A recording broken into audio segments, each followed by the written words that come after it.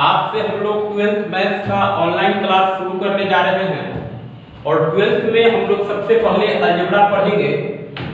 तो देखते हैं कि अलजेब्रा में हमें क्या क्या पढ़ना है। तो अलजेब्रा में कुल मिलाकर के हमें 4 चैप्टर्स पढ़ना है, जिसमें सबसे पहला चैप्टर है मैट्रिसेस, सेकंड चैप्टर है डिटरमिनेंट्स एंड थर्ड चैप्टर है adjoint and inverse of a matrix, adjoint and inverse of a matrix and fourth chapter है solution of system of linear equation, solution of system of linear equation. ये 4 chapter हमें algebra में पढ़ना है और algebra से हर साल एग्जाम में 12 मार्क्स का क्वेश्चन पूछा जाता है। आज हम लोग अलजेब्रा का जो फर्स्ट चैप्टर है मैट्रिसेस, इसकी पढ़ाई करेंगे। चैप्टर फर्स्ट मैट्रिसेस, आज हम लोग मैट्रिसेस की पढ़ाई करेंगे। तो इसमें सबसे पहले जानेंगे मैट्रिक्स के डेफिनेशन के बारे में कि मैट्रिक्स होता क्या है। पहले ये चीज समझते हैं, डेफिनेशन ऑफ मैट्रिक्स। देखिए matrix it is the arrangement of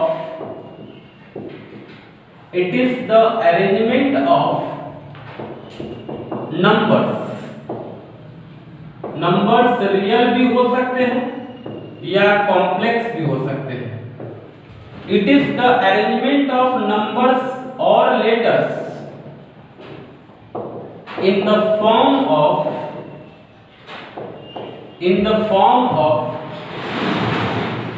horizontal and vertical lines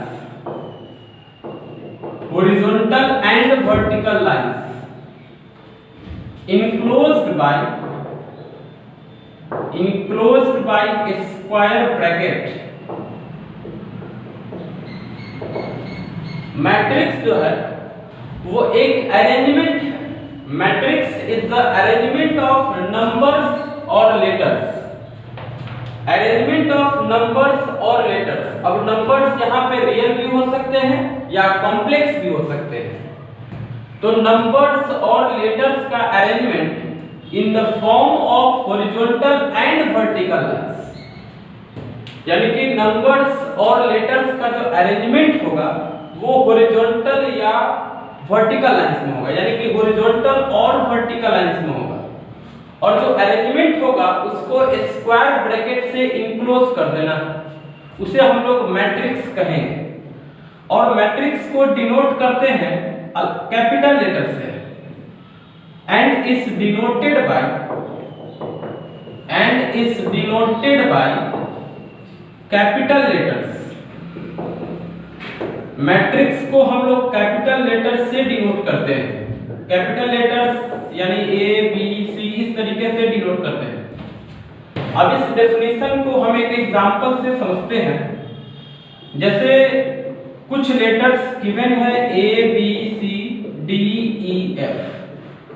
हम इन लेटर्स को अरेंज करना चाहते हैं, हॉरिजॉन्टल एंड वर्टिकल लाइंस में अरेंज करना चाहते हैं।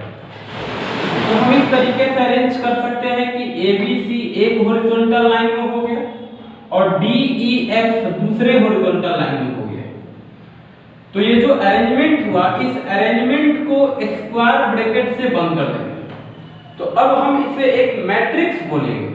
यानी मैट्रिक्स होता क्या है कि अरेंजमेंट ऑफ नंबर्स और letters in the form of horizontal and vertical lines, और जो अरेंजमेंट होगा उसको स्क्वायर ब्रैकेट से बंद कर देना। इसको हम लोग मैट्रिक्स बोलेंगे और मैट्रिक्स को कैपिटल लेटर से डिनोट करते हैं। तो इसे हम लेटर ए से डिनोट करेंगे। अब देखिए यदि इसको अरेंज करना है तो हम इस तरीके से भी अरेंज कर सकते हैं कि ए बी सी हो गया एक वर्टिकल लाइन में और डी ई एफ हो गया दूसरे वर्टिकल लाइन में। और ये जो अरेंजमेंट हुआ इसको हम लोग स्क्वायर ब्रैकेट से बंद कर देंगे।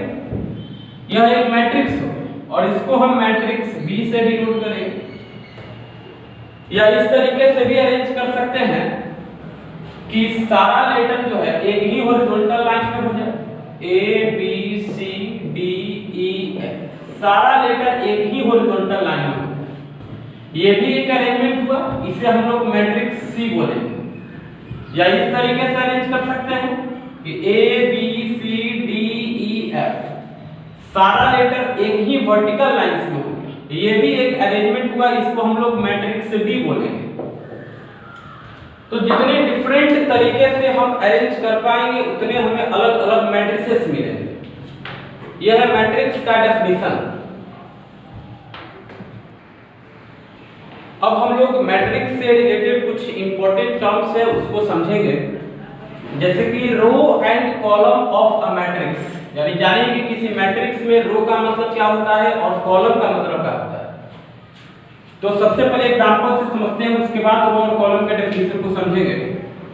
जैसे एक मैट्रिक्स है, matrix A equal to A B C D E F, यह एक मैट्रिक्स है।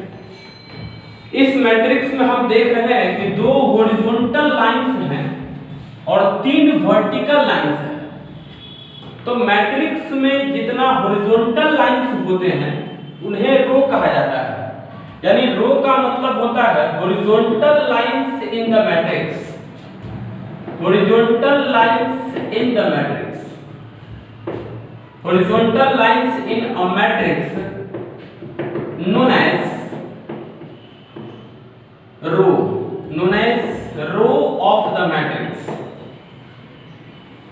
row of the matrix, यानी मैट्रिक्स के अंदर जो हॉरिजॉन्टल लाइंस होते हैं उन्हें रो कहा जाता है और जो वर्टिकल लाइंस होंगे उन्हें कॉलम कहा जाता है। यानी vertical lines in the matrix, vertical lines in a matrix known as column of the matrix, column of the matrix। यह ध्यान रखना है कि मैट्रिक्स में जो हॉरिजॉन्टल लाइंस होते हैं उन्हें रो कहा जाता है और जो वर्टिकल लाइंस होंगे उन्हें कॉलम कहा जाएगा। यानी कि यह एक रो है और ये पहला रो, फर्स्ट हॉरिजॉन्टल लाइन, इसको हम लोग फर्स्ट रो कहते हैं और डिनोट करेंगे R1 से। ये दूसरा हॉरिजॉन्टल लाइन है, इसको सेकेंड रो कहा जाएगा और इसको डिनोट करेंगे R2 से। फिर देखिए ये फर्स्ट वर्टिकल लाइन है, यानी ये फर्स्ट कॉलम कहलाएगा और डिनोट करेंगे C1 से। ये सेकेंड वर्टिकल लाइन है, सेकेंड कॉलम डिनोट करेंगे C2 से। और ये थर्ड वर्टिकल लाइन है, इसको डिनोट करेंगे C3 से। तो रो और कॉलम, हॉरिजॉन्टल लाइंस जो होगा उनको रो कहेंगे, जो वर्टिकल लाइंस होगा उनको कॉलम कहेंगे। अब इसके बाद हम लोग समझते हैं कि order of a matrix, order of a matrix, किसी मैट्रिक्स के ऑर्डर का मतलब क्या होता है।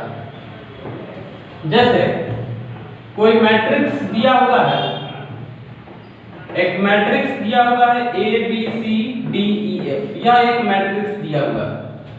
इसमें यदि हम देखते हैं तो number of rose, number of rose, number of रोज यहाँ पे 2 है एंड नंबर ऑफ कॉलम्स यहाँ पे नंबर ऑफ कॉलम्स 3 है।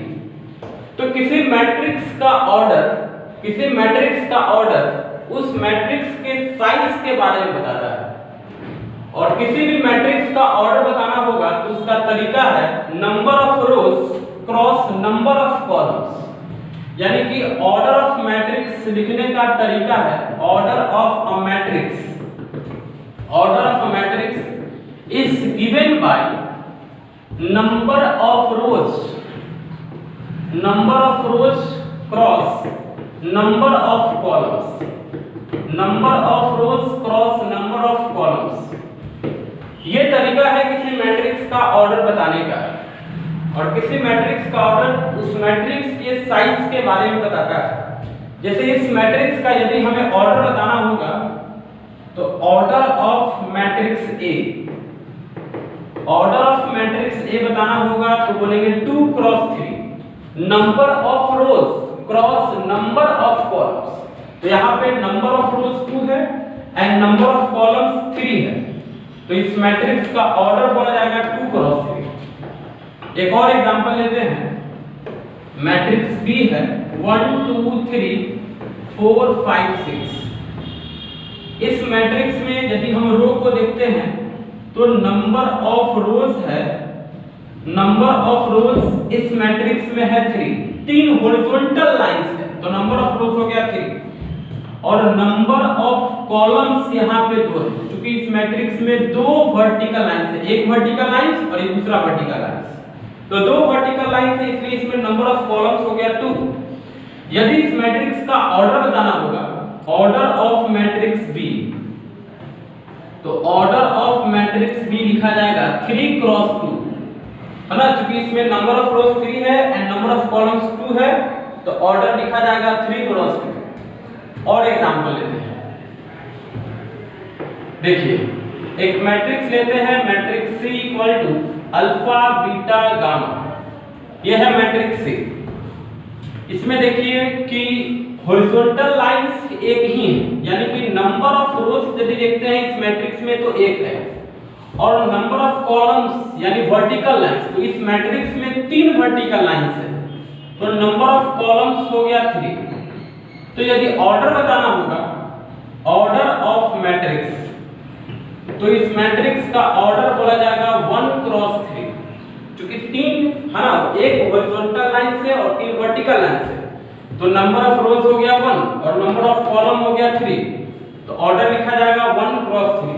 एक और एग्जांपल लेते हैं, matrix D equal to P Q R S, ये है मैट्रिक्स D। अब इसमें देखते हैं कि नंबर ऑफ रोज यानी कि हॉरिजॉन्टल लाइंस, तो इस मैट्रिक्स में 4 हॉरिजॉन्टल लाइंस है, तो नंबर ऑफ रोज बोला जाएगा 4 और वर्टिकल लाइन एक ही है, यानी कि नंबर ऑफ कॉलम्स, तो नंबर ऑफ कॉलम्स हो गया 1। तो यदि हमें इस मैट्रिक्स का ऑर्डर बताना होगा, ऑर्डर ऑफ मैट्रिक्स, तो बोला जाएगा 4 क्रॉस 1। ऑर्डर ऑफ मैट्रिक्स यदि बोलना होगा तो बोलेंगे कि 4 क्रॉस 1 है, इस मैट्रिक्स का ऑर्डर हो गया 4 क्रॉस 1। तो ये 3 टर्म जो है मैट्रिक्स में इंपॉर्टेंट टर्म्स है, इनको आपको ध्यान रखना है, rows, column and order of matrix. तो रो का मतलब है कि हॉरिजॉन्टल लाइंस जो होगा मैट्रिक्स में उसे हम लोग रो कहेंगे, और जो वर्टिकल लाइंस होगा उसे कॉलम कहा जाएगा। और ध्यान रखना है कि जब ऑर्डर बताना होगा तो नंबर ऑफ रोज पहले रखते हैं, number of rose cross number of column, पहले आपको नंबर ऑफ रोज रखना है, उसके बाद नंबर ऑफ कॉलम्स, है ना, यानी कि number of rose cross number of column उस मैट्रिक्स का ऑर्डर कहलाता है। अब हम लोग जानते हैं कि किसी मैट्रिक्स के अंदर टोटल कितना नंबर ऑफ एलिमेंट्स होगा, इसको कैसे कैलकुलेट किया जाता है। तो इसको समझने के लिए पहले हम एक एग्जांपल लेते हैं, जैसे एक मैट्रिक्स दिया हुआ है x y z p q r, यह एक मैट्रिक्स है। तो मैट्रिक्स में एलिमेंट या एंट्रीज दोनों सेम वर्ड होता है, यानी मैट्रिक्स के अंदर जो नंबर्स या लेटर्स होते हैं उन्हें हम लोग एलिमेंट्स या एंट्रीज कहते हैं। तो किसी मैट्रिक्स के अंदर कितना नंबर ऑफ एलिमेंट्स होगा, इसको यदि कैलकुलेट करना है तो सबसे पहले हम लोग देखेंगे कि इसमें नंबर ऑफ रोज कितना है। तो इस मैट्रिक्स में नंबर ऑफ रोज है 2 एंड नंबर ऑफ कॉलम है 3, नंबर ऑफ कॉलम्स इसमें है 3। तो नंबर ऑफ रोज और नंबर ऑफ कॉलम्स को गुणा करने पर जो नंबर्स मिलता है वो नंबर बताता है कि उस मैट्रिक्स के अंदर कितना टोटल नंबर ऑफ एलिमेंट्स होंगे। जैसे इस मैट्रिक्स के अंदर यदि हमें ये देखना है कि टोटल कितना एलिमेंट्स हैं, total number of elements, total number of elements यदि फाइंड करना है तो नंबर ऑफ रोज और नंबर ऑफ कॉलम्स को गुणा करेंगे, तो 2 into 3 गुणा करेंगे तो हमें 6 मिलेगा, यानी इस मैट्रिक्स के अंदर टोटल 6 एलिमेंट्स होंगे, जो कि है x y z p q r, ये टोटल 6 एलिमेंट्स हैं। यानी आप ध्यान रखें कि जब भी आपको नंबर ऑफ एलिमेंट्स फाइंड करना होगा तो number of rows and number of columns को गुणा कर लेंगे, गुणा करने पे जो आएगा वो बताएगा कि उस मैट्रिक्स के अंदर कितना टोटल नंबर ऑफ एलिमेंट्स होंगे। यानी लिखेंगे कि it is the product of it is the product of number of rows and number of columns. तो number of rows and number of columns को गुना करने पर जो नंबर आता है वो बताता है कि उस मैट्रिक्स के अंदर कितना नंबर ऑफ एलिमेंट्स होंगे। अब इस कॉन्सेप्ट पे आधारित एक क्वेश्चन बताते हैं जो कि ऑब्जेक्टिव के लिए बढ़िया क्वेश्चन है। ऑब्जेक्टिव में ये पूछा भी जाता है। जैसे क्वेश्चन है कि how many matrices of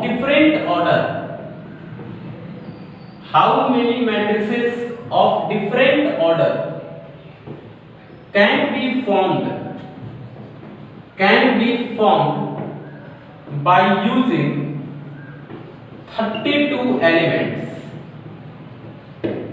question करता है कि how many matrices of different order, यानी कितना मैट्रिक्स हम लोग बना सकते हैं डिफरेंट ऑर्डर का कितना मैट्रिक्स बना सकते हैं यूजिंग 32 एलिमेंट्स, यानी 32 को एलिमेंट्स आपको दिया हुआ है और उन एलिमेंट्स के मदद से डिफरेंट ऑर्डर का हमें मैट्रिक्स बनाना है। तो कितना मैट्रिक्स बना सकते हैं हम आपको ऑप्शन देते हैं। पहला ऑप्शन 3 है, ऑप्शन बी है 6, ऑप्शन सी है 4 एंड ऑप्शन डी है 5। ये क्वेश्चन ऑब्जेक्टिव क्वेश्चन होता है, बिहार बोर्ड में अक्सर पूछा भी गया है। इसको हम लोग सॉल्व करते हैं। देखिए यहां पे हमें नंबर ऑफ एलिमेंट्स गिवन है 32 एलिमेंट्स। नंबर ऑफ एलिमेंट्स जो है, नंबर ऑफ एलिमेंट्स यहां दिया हुआ है 32।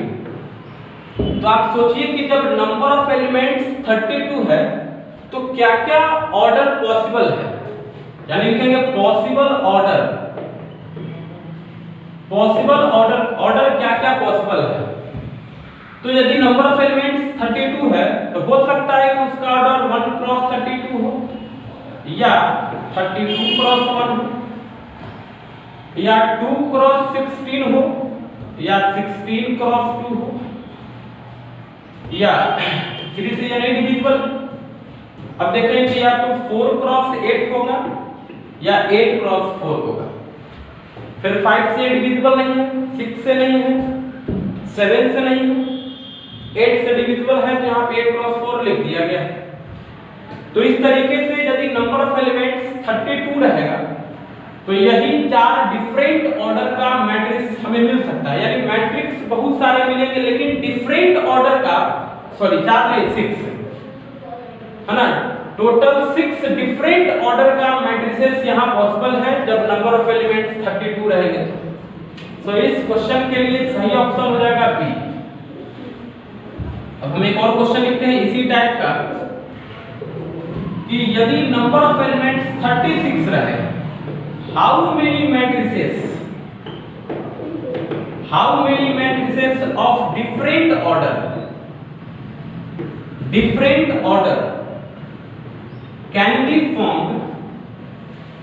can be formed by using 36 element.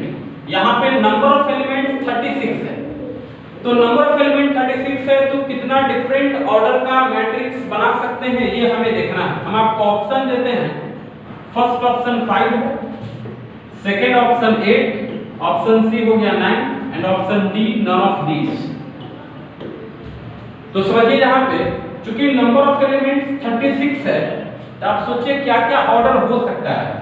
तो इसका पॉसिबल ऑर्डर लिखा जाएगा।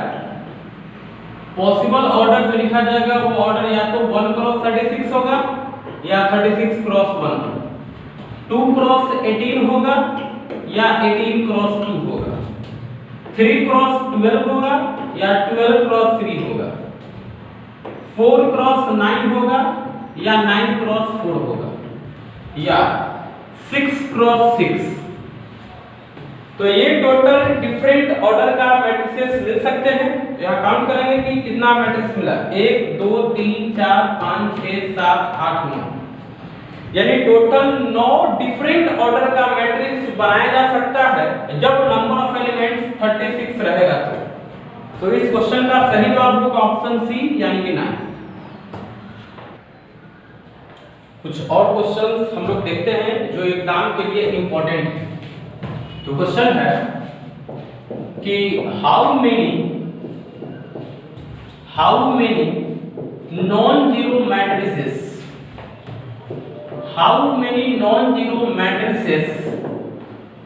of order 3 cross 3 can be formed by using either 0 or 1, either 0 or 1। Option देते हैं। So first option is 512, second option 511 and third option 18 and fourth option यहां पे none of these है। Question कहता है कि how many non zero matrices of order 3 cross 3 can be formed by using either 0 और 1। यानी कि देखिए हमें 3 क्रॉस 3 ऑर्डर का मैट्रिक्स बनाना है, 3 क्रॉस 3 ऑर्डर का मैट्रिक्स बनाना है और नॉन जीरो मैट्रिक्स बनाना है, नॉन जीरो मैट्रिक्स। आगे हम पढ़ाएंगे आपको टाइप्स ऑफ मैट्रिक्स के बारे में, उसमें आपको बताएंगे कि जीरो मैट्रिक्स क्या होता है। तो जीरो मैट्रिक्स वो मैट्रिक्स होता है जिनका सारा एलिमेंट्स जीरो हो। यदि किसी मैट्रिक्स का सारा एलिमेंट जीरो हो तो उसे हम लोग जीरो मैट्रिक्स कहते हैं, और कोई एक भी एलिमेंट यदि नॉन जीरो हुआ तो उसे हम लोग नॉन जीरो मैट्रिक्स कहेंगे। तो हमें यहाँ पे नॉन जीरो मैट्रिक्स बनाना है और ऑर्डर होना चाहिए 3 क्रॉस 3 और दो ही एलिमेंट यूज करना है, आइदर 0 और 1, है ना। यानी कि 0 और 1 को यूज करते हुए 3 क्रॉस 3 ऑर्डर का कितना नॉन जीरो मैट्रिक्स बना सकते हैं, यही क्वेश्चन पूछ रहा है। देखिए इस टाइप के क्वेश्चन को कैसे बनाया जाता है इसको समझिए। तो सबसे पहले आप देखिए कि 3 क्रॉस 3 ऑर्डर का जो मैट्रिक्स होगा उसका फॉर्मेट किस तरीके से होगा। तो ऑर्डर 3 क्रॉस 3 का मतलब ये हुआ कि उस मैट्रिक्स में 3 को रो होगा और 3 को कॉलम होगा। तो सबसे पहले हम लोग फॉर्मेट तैयार कर लेंगे, 3 को रो होगा और 3 कॉलम होगा। 3 क्रॉस 3 मैट्रिक्स जो होगा उसका फॉर्मेट कुछ इस तरीके से होगा। अब देखिए कहता है कि एलिमेंट्स जो है आइदर 0 और 1, हमें 0 और 1 ही यूज करना है। तो इस जगह पे हम या तो 0 भर सकते हैं या 1 भर सकते हैं। यदि इस जगह को हमें भरना होगा तो इस जगह पे हम या तो 0 भरेंगे या 1 भरेंगे। यानी इस जगह को भरने के लिए मेरे पास दो तरीका हो गया। फिर इस जगह पे आते हैं तो यहाँ भी हम या तो 0 भरेंगे या 1 भरेंगे, तो यहाँ भी दो ही तरीका होगा। तो इस तरीके से सारे प्लेसेस को भरने का दो तरीका हो जाएगा, क्योंकि हर जगह पे हम या तो 0 यूज करेंगे या 1 यूज करेंगे, है ना। हर जगह को भरने का दो तरीका हो गया। अब यहाँ पे थोड़ा फंडामेंटल प्रिंसिपल ऑफ काउंटिंग का कॉन्सेप्ट यूज होता है, जो कि परम्यूटेशन कॉम्बिनेशन चैप्टर में पढ़ाया जाता है 11th क्लास में। तो वहां पे बताया जाता है मल्टीप्लिकेशन रूल ऑफ काउंटिंग। उसमें यह होता है कि यदि कोई वर्क, यदि फाइनल वर्क दोनों वर्क के होने से कंप्लीट होगा तो फाइनल वर्क करने का तरीका इज इक्वल टू दोनों वर्क को करने के तरीकों को हम लोग मल्टीप्लाई कर देते हैं। यानी कि यहाँ देखिए कि हर जगह को भरने का दो तरीका है, और हम लोग का यहाँ फाइनल वर्क है मैट्रिक्स तैयार करना। तो ये मैट्रिक्स तभी तैयार होगा जब हम लोग सारे प्लेसेस को फिल कर दें। तो यदि सारे काम के होने से फाइनल काम कहीं होता है तो फाइनल काम करने का तरीका निकालना होगा। तो इंडिविजुअल वर्क के तरीका को हम लोग मल्टीप्लाई कर देते हैं तो फाइनल वर्क होने का टोटल तरीका मिल जाता है। तो यहाँ पे फाइनल वर्क है मैट्रिक्स का बनना, और मैट्रिक्स तभी बनेगा जब हम लोग सारे जगह को भर दें। और यहाँ हम देख रहे हैं कि हर जगह टोटल दो तरीका है। तो टोटल कितना मैट्रिक्स बनेगा इसको यदि हमें कैलकुलेट करना है तो हम टोटल तरीका को मल्टीप्लाई कर देंगे, यानी total number of matrices. Total number of matrices यदि फाइंड करना होगा तो हम लोग सारे तरीका को मल्टीप्लाई कर देंगे। 2 × 2 × 2 9 बार, यानी कि 9 टाइम्स। तो जब 2 को 9 टाइम्स गुना करेंगे तो हमें 512 मिलेगा। तो ये 512 बता रहा है कि टोटल नंबर ऑफ मैट्रिसेस होगा 512। लेकिन यहां देखिए क्वेश्चन में एक बात बोल दिया है कि नॉन जीरो मैट्रिसेस। ये नॉन जीरो मैट्रिसेस कहने का मतलब ये है कि हमें वो मैट्रिक्स लेना है जो जीरो मैट्रिक्स नहीं है। तो जीरो मैट्रिक्स हमें बताया आपको कि वो मैट्रिक्स होता है जिनका सारा एलिमेंट जीरो होगा। तो जो टोटल मैट्रिक्स 512 मिल रहा है इसमें एक मैट्रिक्स ऐसा भी होगा जिसका सारा एलिमेंट जीरो हो, है ना। टोटल मैट्रिक्स जो 512 बन रहा है इसमें एक मैट्रिक्स ऐसा भी होगा जिसका सारा एलिमेंट जीरो है और उसे जीरो मैट्रिक्स कहा जाएगा। यानी ये 512 टोटल नंबर ऑफ मैट्रिसेस है जिसमें एक मैट्रिक्स जीरो मैट्रिक्स है। तो यदि हमें नॉन जीरो मैट्रिसेस बताना होगा, टोटल नॉन जीरो मैट्रिसेस, तो टोटल नॉन जीरो मैट्रिसेस बोला जाएगा 512 - 1, यानी ये हो गया 511। तो ये 511 हो गया टोटल नॉन जीरो मैट्रिसेस। तो इसका हो जाएगा ऑप्शन बी करेक्ट है। इसी टाइप का हम एक और क्वेश्चन देखते हैं। क्वेश्चन है कि how many non zero matrices, how many non zero matrices of order 3 × 2 can be formed by using A, B और C। क्वेश्चन कहता है कि how many non zero matrices of order 3 × 2, यानी इस बार हमें 3 × 2 मैट्रिक्स बनाना है। 3 × 2, तो सबसे पहले हम लोग 3 × 2 मैट्रिक्स का फॉर्मेट तैयार कर लेंगे। तो 3 × 2 का मतलब ये हुआ कि 3 गो रो होगा और 2 गो कॉलम होगा। यानी 3 × 2 मैट्रिक्स का फॉर्मेट बनाएंगे तो 3 गो रो होगा और 2 गो कॉलम होगा। तो ये फॉर्मेट हुआ 3 × 2 मैट्रिक्स का। अब देखिए यहाँ पे कहता है कि हमें या तो A या B या C, यही 3 एलिमेंट्स हमें यूज करना है। यानी इस जगह को यदि हम भरना चाहें तो यहाँ पे हम या तो A रख सकते हैं या B रख सकते हैं या C रख सकते हैं। यानी इस जगह को भरने का टोटल यहाँ पे 3 तरीका हुआ। तो इस जगह को भरने का 3 तरीका हुआ। उसी तरीके से यहाँ भी हम या तो A या B या C, यहाँ भी 3 ही तरीका हुआ। तो हर जगह को भरने का यहाँ पे 3 तरीका होगा। और यदि हमें total number of matrices count करना होगा तो हम सारे तरीका को मल्टीप्लाई कर लेंगे। यानी total number of matrices, total number of matrices यदि काउंट करना होगा तो हम सारे तरीका को मल्टीप्लाई कर लेंगे। 3 × 3 × 3 × 3 कितना बार? तो 6 टाइम्स। तो 3 को जब 6 टाइम्स गुना करेंगे तो हो जाएगा 3 के पावर 6। अब देखिए ये जो 3 के पावर 6 है ये हो गया टोटल नंबर ऑफ मैट्रिसेस। लेकिन यहाँ पे क्वेश्चन में कहता है कि non zero matrices, non zero matrices.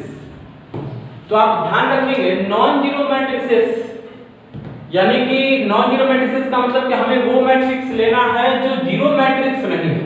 तो आप देखिए कि यहाँ पे एलिमेंट्स A, B और C है, यानी कि जो एलिमेंट्स हम लोग यूज कर रहे हैं इसमें जीरो शामिल नहीं है।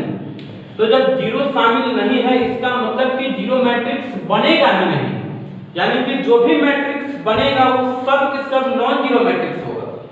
यानी ये जो टोटल नंबर ऑफ मैट्रिसेस 3 के पावर 6 आ रहा है ये सब के सब नॉन जीरो मैट्रिसेस है। तो अगर टोटल नॉन जीरो मैट्रिक्स भी बताना होगा तो आंसर यही होगा 3 के power 6। Total non zero matrices यदि बताना होगा तो आंसर यही होगा 3 के पावर 6।